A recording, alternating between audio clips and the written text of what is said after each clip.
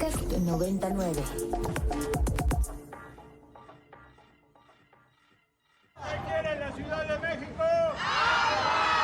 Así se escuchan las manifestaciones en la Ciudad de México por el brutal desabasto de agua que se está viviendo. En los últimos años, hemos sido testigos de las devastadoras consecuencias de las acciones humanas en nuestro planeta. Este desequilibrio se ha intensificado aún más por el avance de la urbanización, un hecho que amenaza con alterar los ecosistemas. Las sequías son un fenómeno cíclico que afecta al territorio mexicano frecuentemente. Estas han ido aumentando en los últimos años, empezando por el fenómeno climatológico conocido como la Niña, que se ha extendido inusualmente.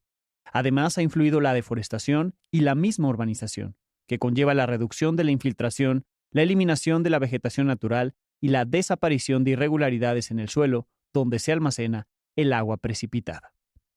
De acuerdo con la Comisión Nacional del Agua, al menos 5 entidades, Ciudad de México, Estado de México, Hidalgo, Morelos y Puebla, se enfrentan a una grave crisis de agua debido a las severas sequías. El desabasto afecta a millones de personas y pone en riesgo la salud pública, la economía y el medio ambiente. Según el extitular de Conagua, José Luis Loge Tamargo, las complicaciones podrían comenzar mucho antes de lo previsto, en abril de este año, en lugar de esperar hasta junio o julio, como se había estimado. Que el desastre natural, no solamente el terremoto que destruye o el huracán como Otis que prácticamente acabó con Acapulco, no. El grado de sequía extrema, y en algunos casos excepcional, que es el grado máximo de sequía, que fue en el norte y en regiones del centro como en Cutzamala, es condición de desastre natural. El sistema Cutzamala es el sistema hídrico de almacenamiento, potabilización y distribución que aporta más del 25% del agua que se consume en la zona metropolitana del Valle de México. Hoy en día se encuentra por debajo del 40% en su capacidad. El director del Sistema de Aguas de la Ciudad de México, Rafael Carmón, expresa que la causa de esta escasez es la falta de lluvia. Las lluvias empezaron a disminuir a partir del 2019 a la fecha y la reducción en las lluvias se ha mantenido entonces durante los últimos 4 o 5 años.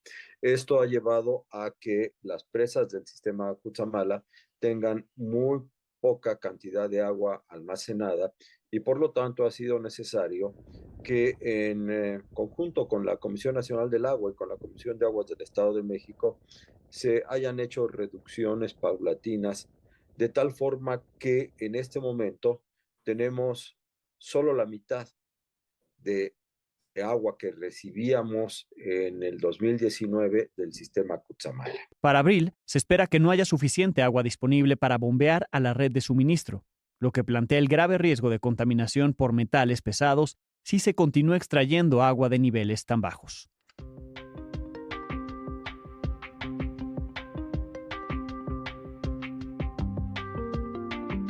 Bienvenidos a Date y Cuenta, soy Alejandro Domínguez y como cada semana, hoy tenemos una nueva explicación de lo que es noticia. Me acompañan los estudiantes de Storytelling, Reportaje y Microperiodismo, Adriana Silva, Charles Beans y Renata Noval. Ellos entrevistaron a Adriana Flores y a Navani Berten. Sí, nosotros entrevistamos a Adriana Flores, quien obtuvo su doctorado en Ecología y Manejo de Recursos Naturales por el INECOL, en Jalapa, Veracruz. Realiza investigación enfocada al manejo de agua de los ríos y su monitoreo en comunidades. Primero, Adriana nos explicó lo que causó la escasez de agua en México. Las causas son muy diversas. La primera cosa que hay que notar es que la cantidad de lluvia que cae en el país no es pareja. Hay algunos lugares en donde se distribuye más lluvia, digamos de la mitad del centro del país hacia el sur, son las zonas más lluviosas, y ahí tenemos alrededor de entre 4,000 y 5,000 milímetros de precipitación, que son al año unos 5,000 litros de agua por metro cuadrado de superficie. Y en la parte del centro del país hacia el norte, entonces es mucho más seco. Tenemos un promedio de precipitaciones de 800 milímetros. Entonces 800 en el norte y 4,000 o 5,000 en el sur. Entonces la disparidad es muy grande. Entonces eso quiere decir que las ciudades y los lugares que están en el norte, las tierras productivas, pues tienden a tener más sequía en las zonas norte que en el sur de México. Entonces, no todas las ciudades del país ni todas las regiones te presentan el mismo nivel de sequía ni con la misma gravedad. Sobre la sequía total, Adriana nos compartió que ella considera que el día estimado para el día cero es un poco exagerado. Ahí está sucediendo dos cosas, la disminución de las precipitaciones y el aumento de las temperaturas.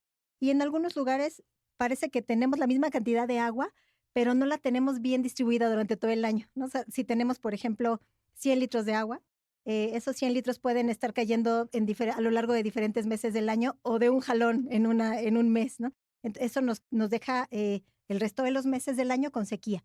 Entonces la disponibilidad de agua tampoco es la misma. Aunque haya mucha, a veces está distribuida de una manera muy concentrada en los meses del año. Entonces el resto de los meses nos quedamos un poco con la incertidumbre, ¿no? Entonces en el contexto de cambio climático, esta incertidumbre es lo que va a prevalecer.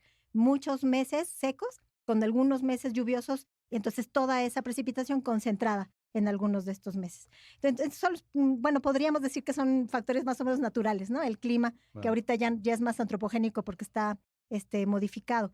Pero la otra cosa que tenemos que considerar es la necesidad de agua. Este asunto de la falta de agua, tendríamos que preguntarnos a quién le está faltando y para qué.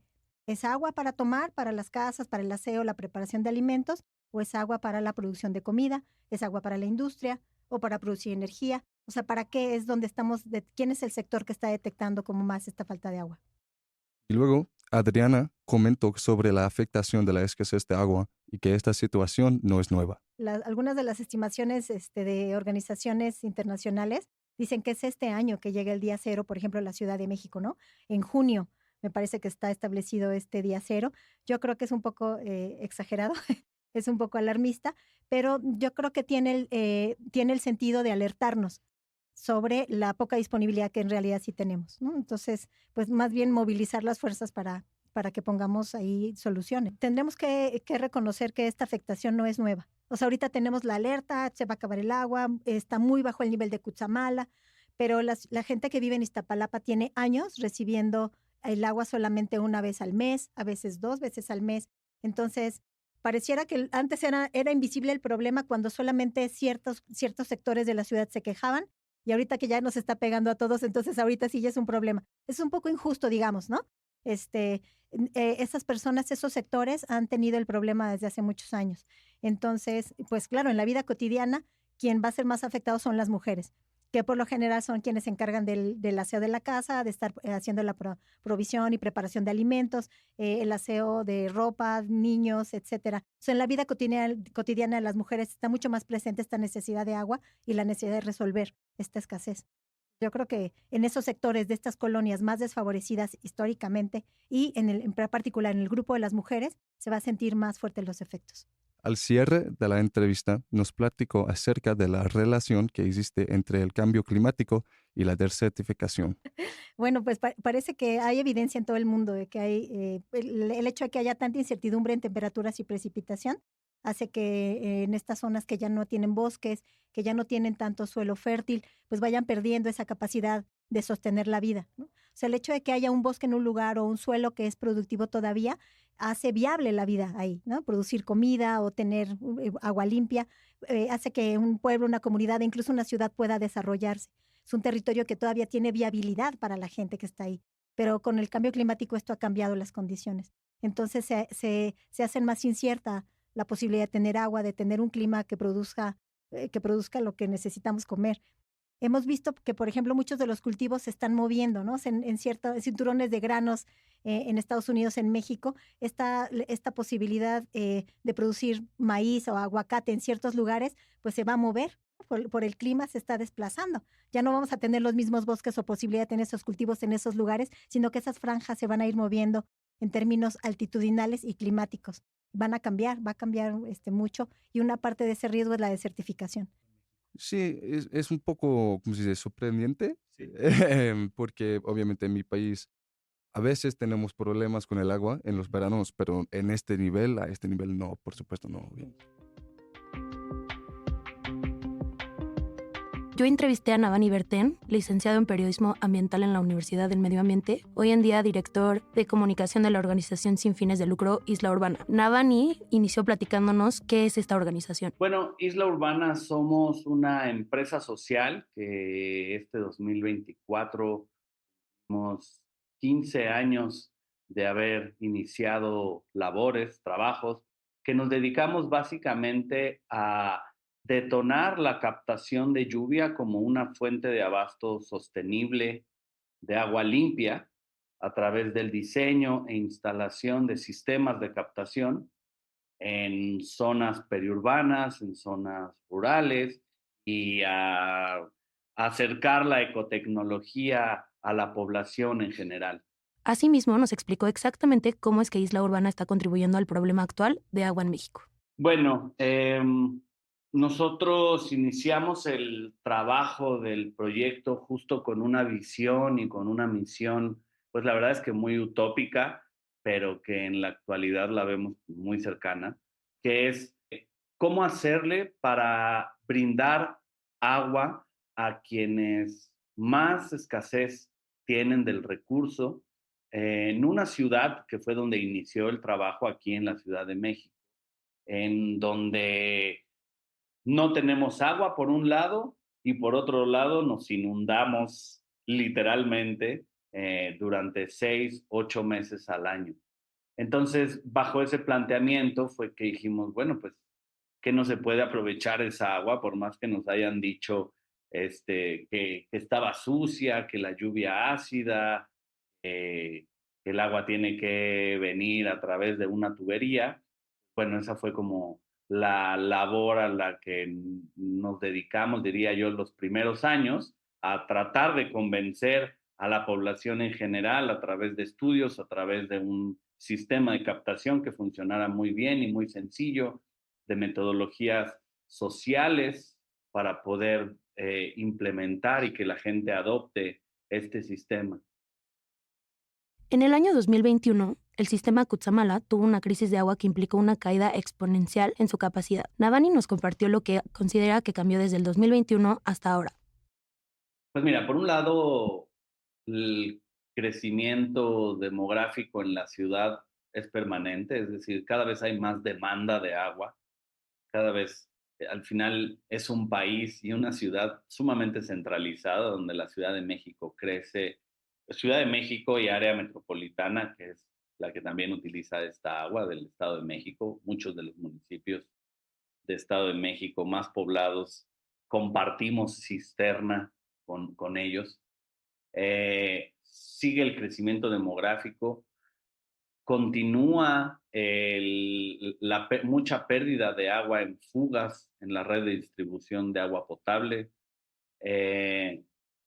Están los factores, digamos, que son en los que interfiere el humano, y también están los factores como el cambio climático global, que hacen que haya sequías cada vez más severas, que disminuya la cantidad de lluvia que cae en ciertas zonas. También, por otro lado, tenemos la deforestación y la tala excesiva y, por lo tanto, la reducción de bosques, en este caso, como ya mencioné, en Michoacán y en Estado de México, que eso impacta directamente en la cantidad de agua que se infiltra al subsuelo y también la creación de nubes que al final pues son las que se van a acabar precipitando y van a acabar rellenando estas presas de las que dependemos para podernos abastecer en la Ciudad de México. Entonces, como se ve, es que es un tema, una problemática multifactorial, que no puedes solamente decir, es culpa de la gente que se tarda 20 minutos bañándose, o es culpa solamente de las refresqueras, o es culpa solamente del gobierno. Son un montón de factores que entran ahí y que tenemos que entender, conocer, para poder empezar a revertir la situación. La captación de lluvia, y regresando un poco a la pregunta inicial, pues se presenta como una alternativa que te permite, sin que haya tanto proceso, sin que haya que bombear agua desde Michoacán y del Estado de México, directamente aprovechar el agua que te cae en la cabeza y que si no la captas, se va a ir directamente a la coladera, se va a mezclar con aguas negras y la vamos a mandar al estado de Hidalgo, ¿no? Por eso vemos en la captación de lluvia una alternativa muy inmediata y muy fácil en realidad, muy práctica. También nos mencionó algunos de los proyectos de infraestructura que están en marcha. Pues lo que están diciendo es que, por un lado, o sea, lo inmediato que hicieron fue cerrarnos un poco la llave. Antes digamos que pasaban 16 metros cúbicos, es decir, 16,000 litros por segundo que mandaban a la Ciudad de México, y ahora lo redujeron a la mitad, a 8 metros cúbicos. Entonces, esa es una primera medida que hicieron. Han anunciado que van a crear más conexiones entre ríos y presas para sumar al del Cutzamala, pero si te soy honesto, la verdad es que creo que son más un poquito como paliativos que realmente acciones que nos vayan a brindar más agua. No hay forma de fabricar más agua, y mucho menos para cubrir o abastecer la necesidad tan alta que tenemos en la ciudad, ¿no? Entonces, por eso tan importante y pertinente hablar temas de conservación, temas de reforestación, aforestación, es decir,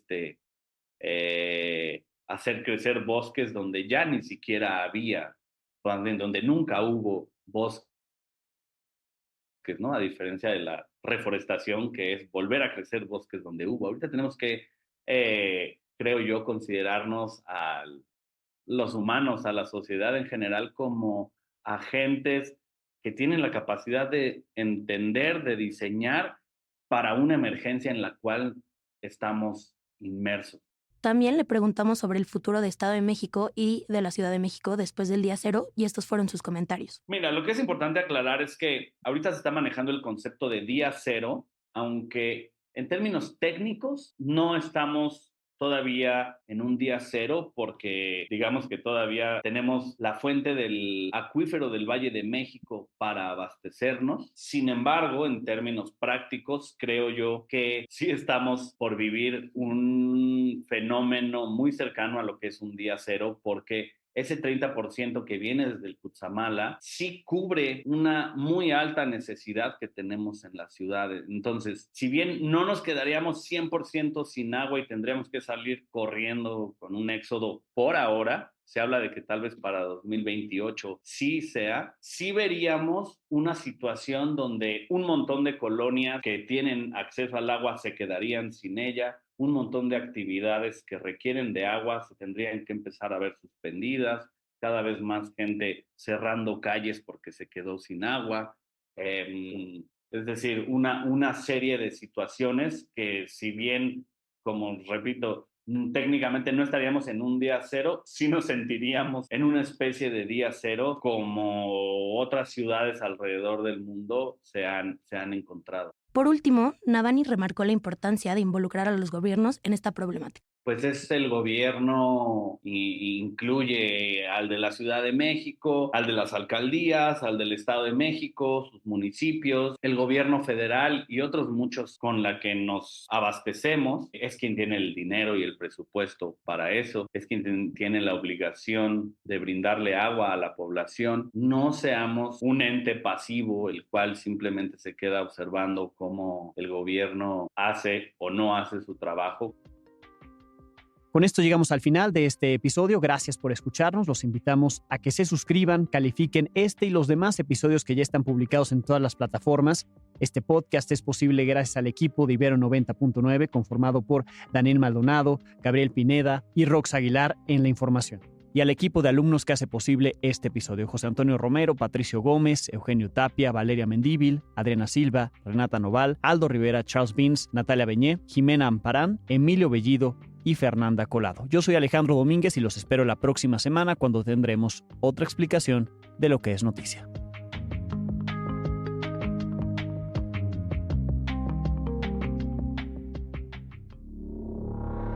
Para más contenidos como este, descarga nuestra aplicación disponible para Android y iOS o visita ibero909.fm.